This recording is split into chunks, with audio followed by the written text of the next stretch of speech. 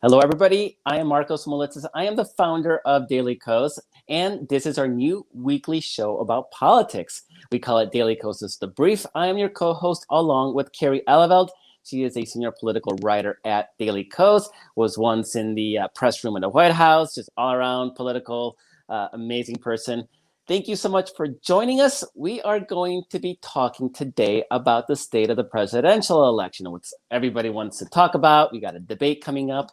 What is the current state of the race, and what might change those dynamics in these few remaining weeks left of this election cycle? We're also going to be joined by Congresswoman Pramila Jayapal. She represents the Seattle area. She is the co-chair of the Congressional Progressive Caucus, an all-around amazing woman.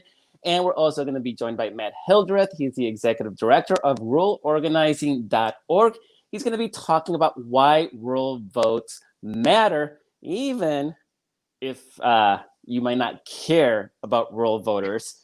We got burned in 2016. We're a little bitter still, but we're going to talk about why they actually do matter. So thank you for joining. We should care about them. We need to care about them. I mean, I do care about them, just in general. We should care about everybody. That's right. Because that's how you build a winning coalition, of course. So let's get started with the state of the presidential election. Kerry, you and I think, both have very similar views about the state of the race. Basically, we've been writing for, I think, the whole year, if not since last year, that Donald Trump is losing. And once we got Joe Biden as our nominee, then we started writing about how Joe Biden is winning. Now, I know liberals don't like to hear that. Every time I say that, I write that, I can just feel that disturbance in the force, right? You feel liberals just scrunch up in agony because 2016 is still too soon. No one wants to relive that again. We were all burned. We were all burned. They don't want to hear that we're losing either, right? Yeah, no. They don't want to hear. Well, I mean, the big disappointment here for me, Markos, is that you and I basically agree with most of mainstream media on this, right? So, which is Biden is winning. The fundamentals of this race, as far as I can tell, and you know the polling, we look at a lot of the same polling. You even go more in depth than I do, but you know, it hasn't changed that much. It's tightened a little bit. You know, Biden doesn't quite have the sort of gaudy leads that he did in the summer, but he has a solid 7 to 9 point lead, depending on which poll you're looking at nationally. He's looking really strong in the battleground states. You know, Democrats are poised to expand the map in places like Georgia and, you know, potentially, right, expand the map. They're at least playing there in places like Georgia and Iowa, which certainly wasn't on the map, the battleground map to begin with. And Arizona is looking like a real possibility. In the meantime, Biden's, you know, holding forth and doing really well in the states that just barely nudged Trump over the top in 2016 by 78,000 votes in Michigan, Pennsylvania, and Wisconsin. So, you know, he's doing really well, particularly with white voters in those states, which matters quite a bit because they're a larger portion of the vote. And then also because of the changing demographics in the Sun Belt, you know, like Georgia and Arizona and Florida and whatever, there's real possibilities for Democrats there. So he's playing offense almost everywhere. And so people understand just how dominant Joe Biden's lead is right now. Basically 3 states are going to decide this election: Michigan, Pennsylvania, and Wisconsin. Anything beyond that is gravy. If Biden wins Michigan, Pennsylvania, Wisconsin, he has 278 electoral votes. He's won the election.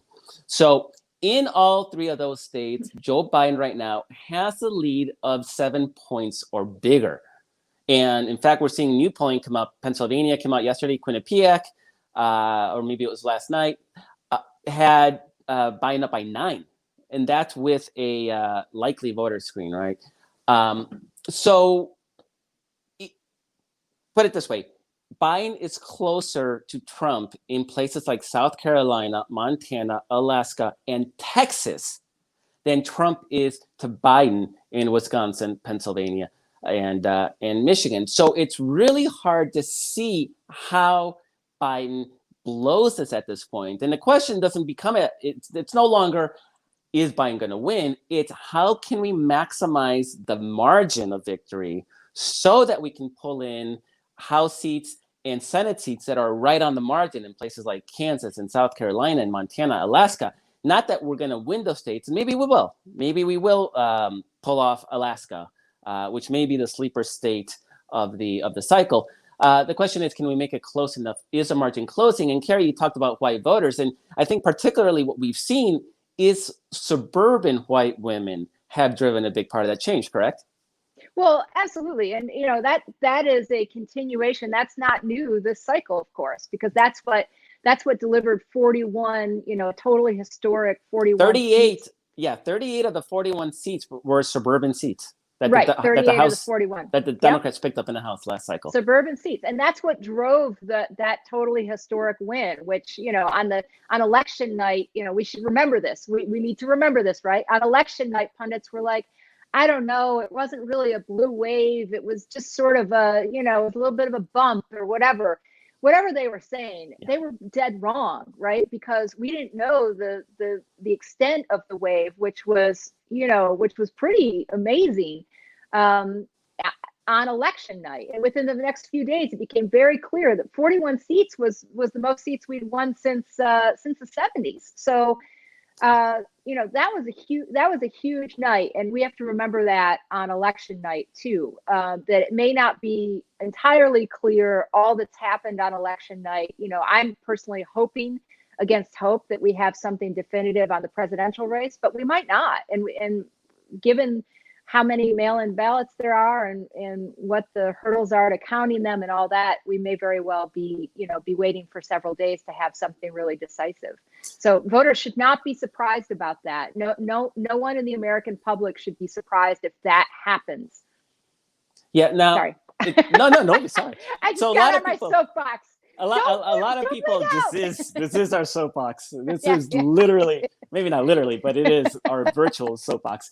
So you talk about the polls and you say Biden is winning, and people say, yeah, but Hillary Clinton was winning too.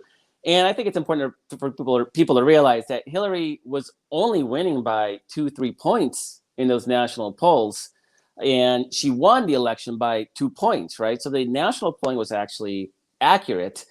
It was in the margins in some of these upper Midwest states, Pennsylvania, Michigan, Wisconsin, that the race was lost. So you're not seeing these razor thin margins this year. You're seeing actually these big Biden leads. So the question then becomes, can Trump do anything to reverse those numbers? And that's a big question. There's 5 weeks left. There's 3 debates, including one tonight. And is there anything Trump can do? And my operating theory, Kerry, is that he can't. And that you're going to see hundreds of millions of dollars of TV ads that aren't going to change anybody's mind. You're going to see all sorts of, is the tax story going to change numbers?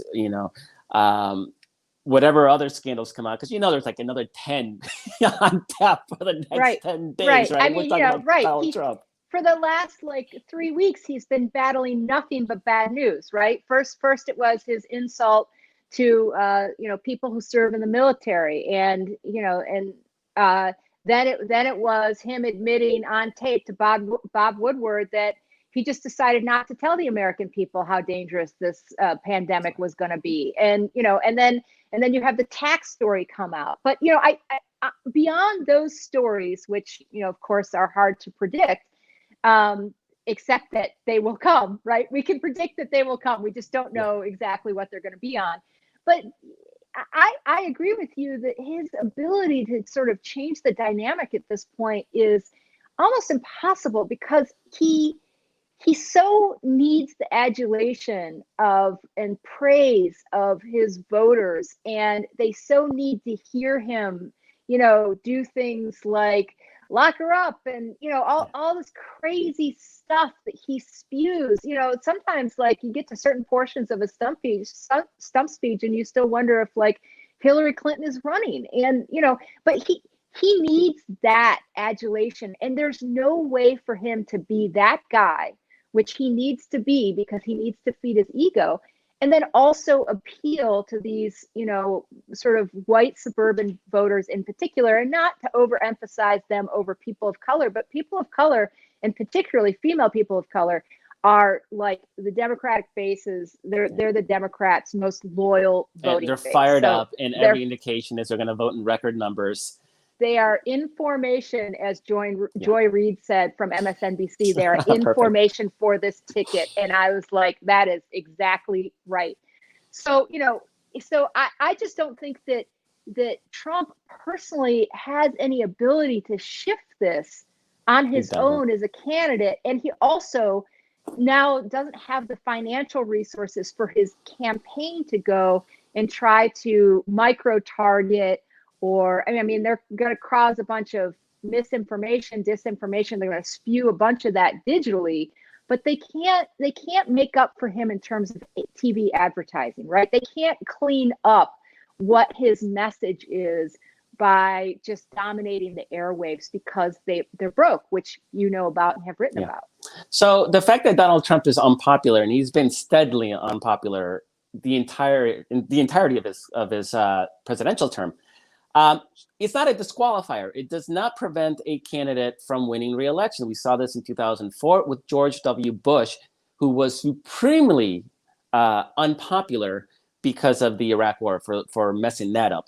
And so when he started his re-election campaign, it wasn't about trying to sell himself or try to justify his actions. What he did is he set out to make John Kerry more unpopular than he was. And so you got the mocking him over the Purple Heart in Vietnam. Remember when he was a windsurfer, and that was supposed to be so disqualifying that he was a windsurfer, but they pulled it off, right? The right-wing machine, when they are focused on a single message, has incredible ability to create stories out of absolute nonsense. And Hillary's email is the most recent exhibit of that power. So you enter Trump, right? And he's not popular. I don't think anybody can say, Mr. President, you're not popular, therefore let's focus on Joe Biden. Like that would not enter in his mind. He wouldn't let anybody say that to him in the first place. He thinks he's popular. But beyond that, if you look at their efforts to make Joe Biden unpopular, right? There's Hunter Biden, which I'm not sure how that was supposed to hurt Joe Biden, even if it was true. Was true. There's the Obamagate, which was the biggest scandal in the history of America, which lasted all of 2 or 3 days before Trump got bored of that. There is Sleepy Joe, but maybe it's 45 years of practice, so he's a great debater Joe, but no, he's Sleepy Joe, and maybe he's on drugs Joe. I mean, he cannot even focus on a single line of attack. So you have this vast right-wing machine that's so used to like zeroing in on the biggest piece of nonsense, they don't know what to do. I think part of the problem is that this disinformation campaign that the right wing feeds off of, right? I mean, and let's be real, there's like at least 30 to 35% of voters who buy into this crap, and they'll buy into it no matter what it was, no matter what it is, whether it's about a pedophilia ring or whatever. I mean, this is just crazy stuff, and they're like, oh yeah, I totally believe that. But the problem is that I think that we've had 4 years of peeling back the layers of Trump, his supposed win in 2016. I mean, I always wonder if 10 years down the road we're going to find out something wasn't quite right about that. I mean, a lot of people, I personally wonder about that, right? But but I think people have seen that there's just lie after lie after lie coming out of this administration. Not this 35% of voters, maybe not even 40% of voters. I don't know, like our two-party system has produced a situation where any major party nominee typically gets 40% no matter what. Historically, going back a century. Historically, right? Going back a century. So you can pretty much just go ahead and start at a baseline of 40% and assume that Trump's going to get right around 40%. The question is, does he fall a little bit below that, or does he get a couple points above it, or by how much, right? So, but but the rest of the population, which is, I think, a lot more savvy than it was in 2016 about the efforts by Russia, the disinformation campaign, all of these conspiracy theories and whatever, they're not nearly as susceptible to the right trying to drive up, to Republicans trying to drive up and fabricate some big scandal. So for instance, right? So we peeled back the layer on Trump because there was a whistleblower who called Trump on the carpet for trying to force Ukraine and Ukrainian officials into launching a completely bogus probe on Joe Biden, right? Which was baseless. And it had been determined baseless even by the Ukrainians themselves, along with a lot of reporting, a mountain of reporting on it. And so you peel back the layer on that, and then you have Senator Ron Johnson, GOP Senator Ron Johnson of Wisconsin, trying of Moscow. Yeah, right. Moscow. Right. A useful idiot, right? Trying to recreate, give Trump the probe that Ukraine actually was never willing to announce. And it drops, and it just drops flat. He puts out this report from the Senate, and through a lot of work by the Democrats to uncover the fact, and also some statements by the FBI and things like that to uncover the fact that much of this information is being supplied by actually Russian intelligence, right? So when that comes out, it falls flat. And one of the reasons it falls flat is because voters are no longer, willing to just buy into the latest sensationalist thing they see, trumped up charge against so-and-so, or in this case against Biden. Last cycle, it was Hillary Clinton. And so there's sort of a nerd to this, right? And I think that has made the right-wing conspiracy theories very, very viral among a 35%-ish amount of the population, but not at all getting no traction, almost zero traction among another 60% of the population. They get more and more outlandish, right? Because they have to one up that outrage meter. And you're not gonna make it in conservative media by being reality based. It's just not gonna work for you. Nobody's managed that. So there's one little factoid that I want to close the segment with before we get to our guests. The 200,000 people have died because of this global pandemic in the United States. A big chunk of that because of Donald Trump's incompetence. And we could have a whole show on what if Hillary Clinton had been president and only 10,000 people had died. What would this election look like? And we all know the answer to that. But 200,000 dead in Donald Trump's favorability ratings, his job approval ratings. Civics, the polling firm Civics tracks his polling numbers every single day, his approval numbers. 200,000 people have died. It has cost him a net 3 points of support. 3 points of support. That's all 200,000 people. So it shows you how difficult it is to move public opinion, particularly as polarized as we are now. I don't see any sort of information that could come out that would dramatically change people's perception. Now, there's questions about who turns out, who has the better get out the vote machine, who's more motivated to vote. Is Trump going to try to steal the election once the results are in? There's all these questions, right? But if you're looking at just people's public opinion, I don't think it's going to change. So with that, let's get to our guests. We pre-recorded these interviews last week. So if you want to see the full interview, you can go to Daily Kos YouTube channel. We have the full interviews there. For our purposes here today, we're going to pull in some key segments from those interviews. And first up is Seattle area Congresswoman Pramila Jayapal. She is the co-chair of the Congressional Progressive Caucus. She is the first Indian American woman in Congress, which still sort of blows my mind that we had these first that shouldn't really be first this late in history, basically.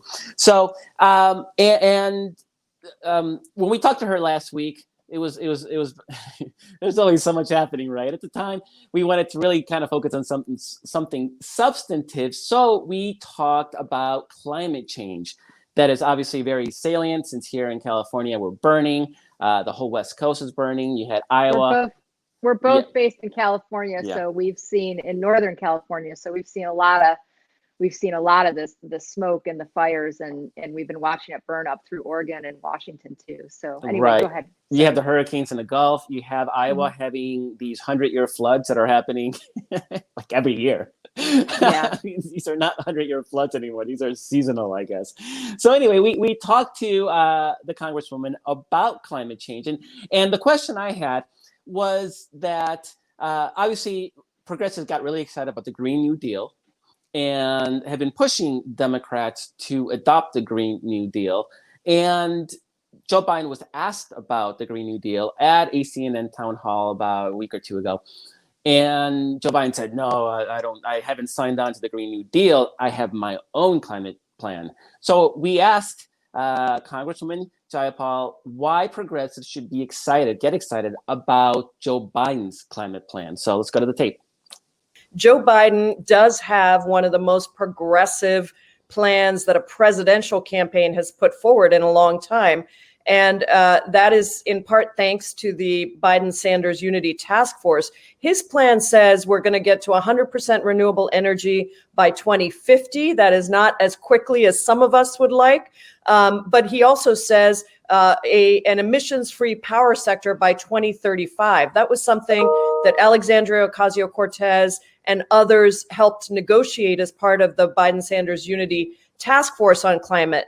And I think that those two pieces are very important, combined with a third piece, which is that 40% of all the expenditures made, all the resources that are put forward towards addressing climate change will go to frontline communities and those most disproportionately affected.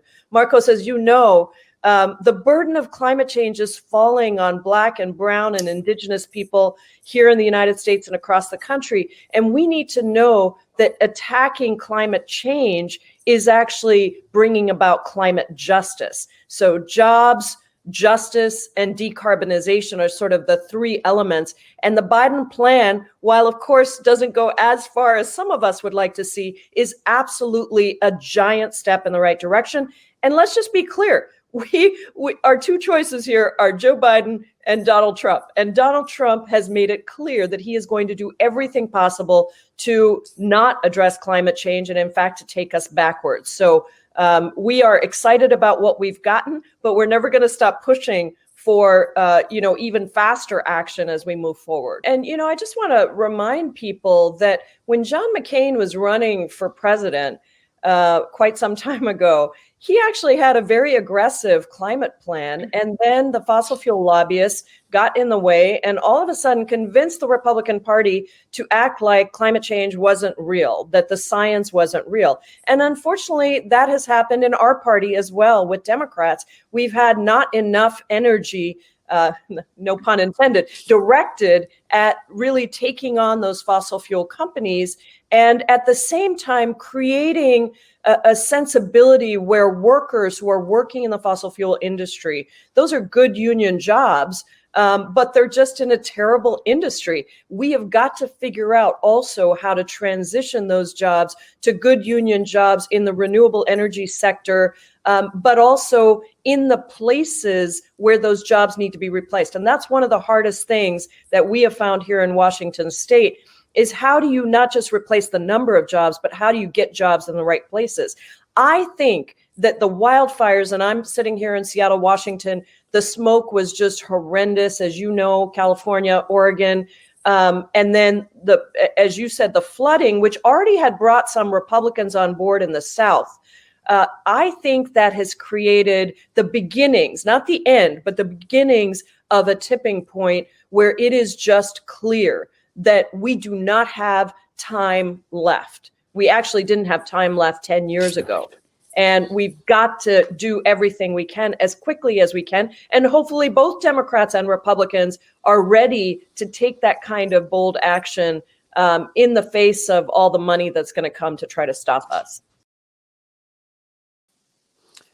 So, Kerry, a couple of things struck me there. One is she recognized that Democrats have been part of the problem. They have been sort of captivated by fossil fuel industries. And you see this in particular in places in the South, Southern Democrats and Plain State Democrats that represent districts with big energy industries. And that's been a problem. But also, she suggested that there are Republicans coming aboard and that, after John McCain, they abandoned the pursuit of climate change, but that maybe they're ready to come back. In fact, a lot of the states being hit hard right now, again, are in the flooding, are those Republican heavy rural areas in the Midwest. I guess we're going to talk a little bit about that later, but rural areas that are being hit, as well as southern states bordering the Gulf region. Do you feel that optimism that maybe Republicans are going to take this seriously? I always feel optimism. I can't, it's just, what can I say? I'm an optimistic gal. So anyway, but I mean, look, this is why, I mean, as cynical as it is, Donald Trump went down to Florida a couple weeks ago and declared himself a great environmentalist, quote unquote, right? When he signed some sort of flimsy thing about, not scaling back drilling, off the shores of the Gulf of Mexico or something like that. I can't remember the exact, but it wasn't a bold move by any means. And on top of that, he spent his entire presidency, cutting regulations for all his fossil fuel buddies so that they could get into every nook and cranny and every offshore drilling scheme that they possibly could.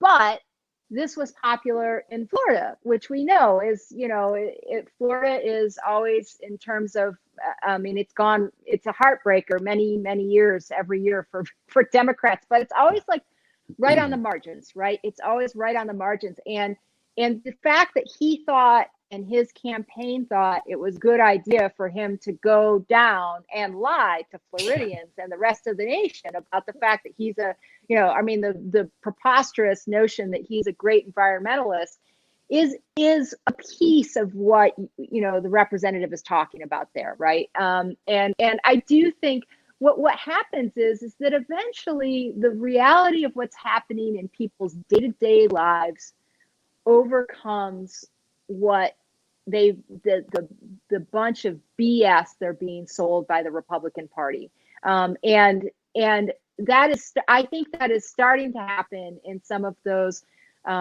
Gulf Coast regions. It's starting to happen maybe in parts of Tornado Alley. It's certainly, the West is pretty Democratic, pretty pro-Democratic, but it's really clear to people who are living here that we're seeing climate disruption, right? We're no longer telling the climate where we're going to live. The planet is telling us where we get to live. And, that is happening more and more. Anyway, it does feel like something has changed. Some line has crossed in the last 6 months. I don't know how long have you lived here? Since 2000, so 20 years. So I've lived here just a little bit. I've lived here a shorter time than that, for 8 years or so.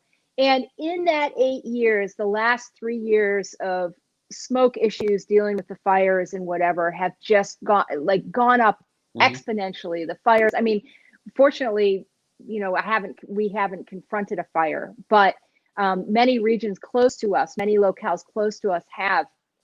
And it's clear, even just within a handful of years, what a different situation we're looking at. Anyway, so I got off track a little bit. No problem. That's how I do.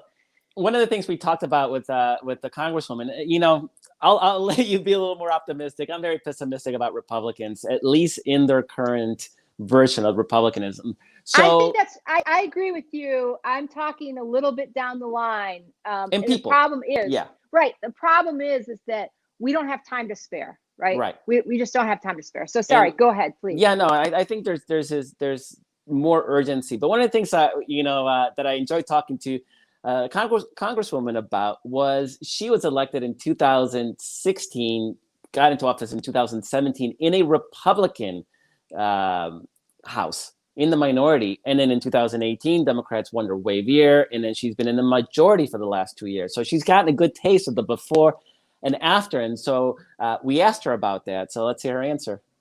Oh my God, it is such a difference. I still remember being on the Judiciary Committee, and I was sitting right next to my colleague, Jamie Raskin, who had been the Senate Majority Leader in Maryland before coming to Congress. And we were getting amendment after amendment turned down, not even listened to. And he turns to me and he says, "This sucks." And I said, yes, this is why majorities matter, because you look at the 9 bills, typically HR 1 through HR 9 are the priorities of whatever house is in power. And you look at those 9 bills, HR 1, democracy reform, getting money out of politics, the HR 6, the Dream and Promise Act, HR 2, moving forward on infrastructure, getting a green jobs infrastructure package, real investment across the country. You can go through paycheck fairness, so that women everywhere can earn what men make. I mean, these are critically important priorities, and the House has passed all of them. The House passed a $15 minimum wage bill, which just 10 years ago, we couldn't even get the Democratic Party. That was crazy, right? That was crazy talk. I know. And so, you look at what we've been able to accomplish in a Democratic House, and that gives you the floor of what we can accomplish with the majority. So we're going along with the show. This is our first time. We're still working out timing and everything. So there's a lot more in that interview that you should check out, again, at the Daily Kos YouTube channel. But in that one clip, I do want to point out one really interesting idea, and that's the idea that the Democratic House, is giving us the floor of what is possible. We don't have to guess at what a Democratic majority, Democratic governance might look like. They have showed us. They've created this floor. We're talking about $15 minimum wage and climate change legislation and so on. And so to us, I think it's imperative to work to fight for that more progressive Congress, that more progressive Senate, because if we take solid majorities in the Senate, we're talking about statehood for DC. We're talking about potential statehood for Puerto Rico if its residents want it. We're talking about expansion of the Supreme Court and the appellate courts that have been stacked by Republicans in the last few years. And so there's so much that we can do. And already we talk about a floor, and that's just the starting point. There's so much more that we can accomplish beyond that, right? The thing that really summed it up for me was that picture of Nancy Pelosi looking across when she went to visit the White House. It's that iconic photo of her standing up and pointing her finger at Donald Trump from across the table, right? So good. With the generals good. Like hanging their heads down and looking, they're gazing into their laps as she, apparently told him that all roads lead to Russia. And that was just with the change because that never would have happened if Democrats hadn't retaken the House in 2018, right? We never would have had someone who was willing to look Donald Trump in the eye and say, look, you're doing Russia's dirty work and I'm not going to stand for it. And I'm walking out of this meeting. And, that is the difference. I mean, so she's served as sort of, a block to many of the things that Republicans would have done if they could have.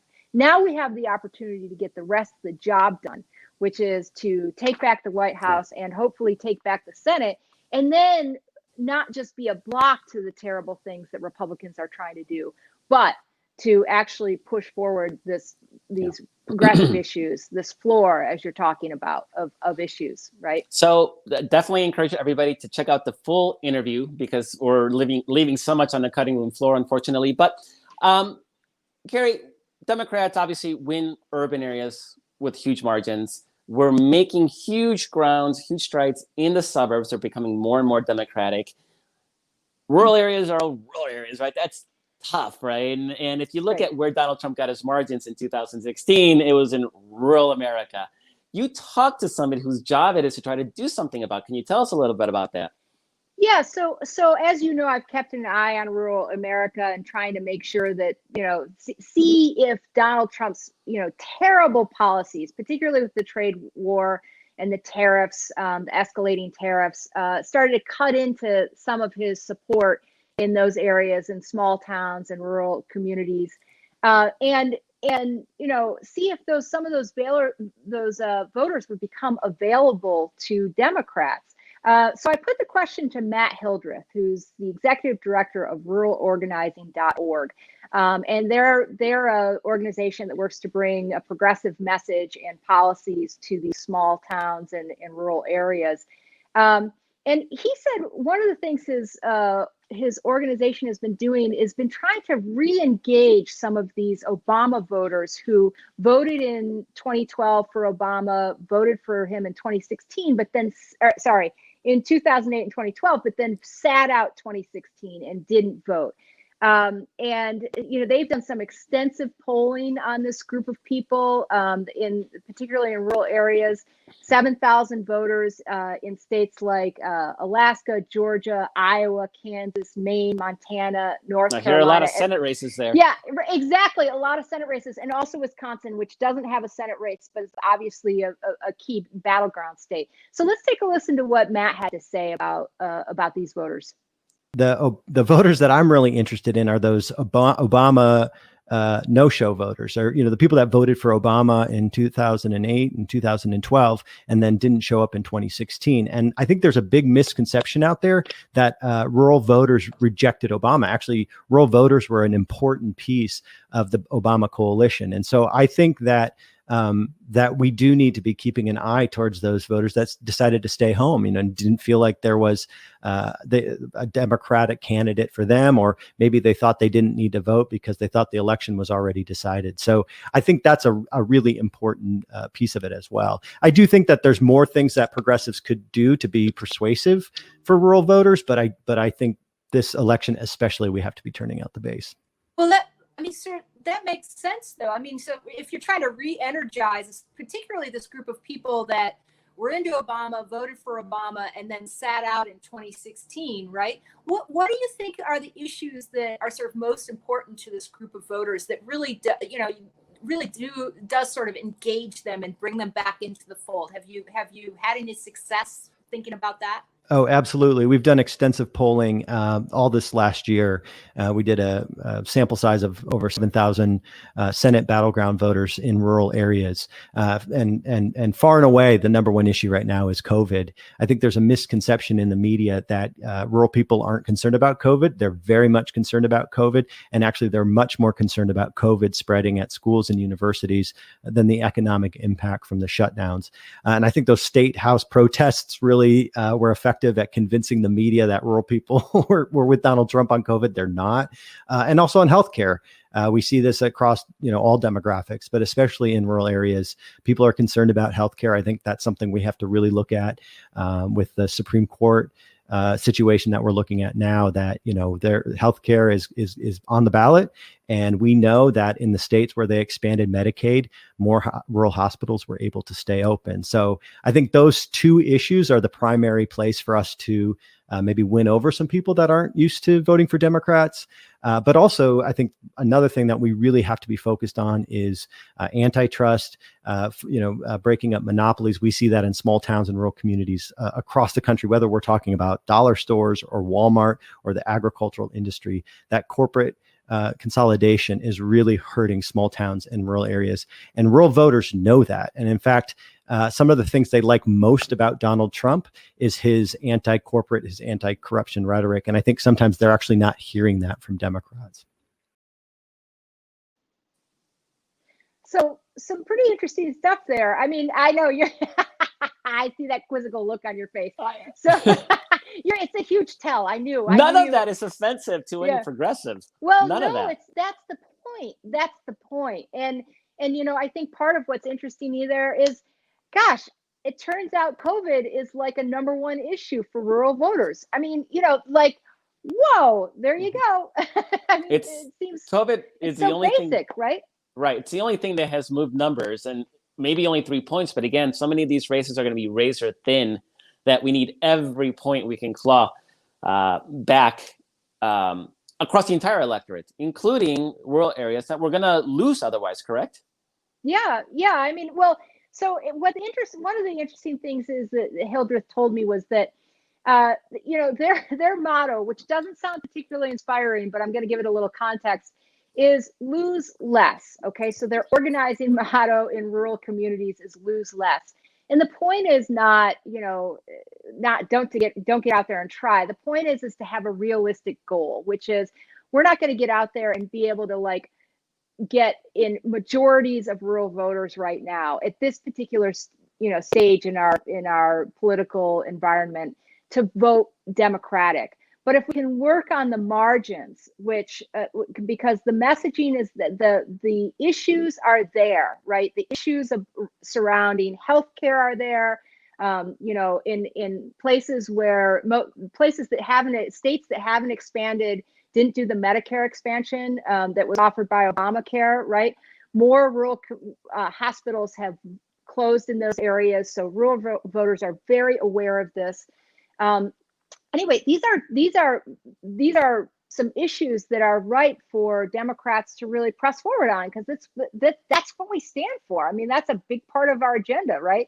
And so he was saying that like we're not going to win over majorities necessarily, but we can work on the margins and we can reduce how many. Something about the Republican branding is so strong in these rural areas that they're still prone to voting for Republicans, even if a lot of the policy leaning is towards the Democrats. So racism and sexism, we still got to deal with that. Well, but even, I mean, Matt was saying there's even 20% of, one of the misconceptions about rural voters is that they're all white. True. He said there's 20% of these voters that are actually people of color. And Democrats do nothing to turn them out, right? Because the entire turnout machine is in the cities. And that's what he's talking about too, right? It's turning out these voters that didn't vote in 2016, rather than trying to do necessarily a whole conversion effort. Right. But that is possible in the future. The other thing he talked about, and we'll hit this real quick, is these Sherrod Brown voters. His organization is based in Ohio. Democratic Senator Sherrod Brown continues to win over and over. Easily, not even close. Easily, not even close. He wins re-election at the same time that Republicans are winning, things like presidential races and other and gubernatorial races. So these voters are actually ticket splitting. Let's take a look at that real quick. The people talked about the Donald Trump, Barack Obama voter, but I'm interested in the Sherrod Brown Donald Trump voter, and who are these voters that are out there? And a lot of them feel like the Democrats walked away from their communities. And a lot of that has to do with Democrats chasing a corporate agenda, frankly, to be, critical of the Democrats. And so if we're going to stand up for workers, if we're going to stand up for people of color, this is how we can, I think, build, not just obviously in rural areas, but a coalition that spans rural and urban areas. I think Sherrod Brown has a reputation of being somebody fighting for workers. And I think that is something that is, very personal to him. I think everybody here knows that that's a priority for him. And so there is a constituency of maybe disgruntled union workers or people that have unaddressed grievances. And they said, I was part of the union. I was a Democrat. And what did that ever get me? And frankly, if you look at how Donald Trump ran in Ohio, he had a very racist message, but he also had this message of the forgotten worker. And I don't think that works against somebody like Sherrod Brown. So Sherrod Brown will stand up on progressive issues, but he also has this core that is focusing on people who are doing, physical labor for a living, union workers. And I think that's something that has carried him across. Sherrod Brown's not trying to run like a Republican, frankly. He's trying to run like a progressive.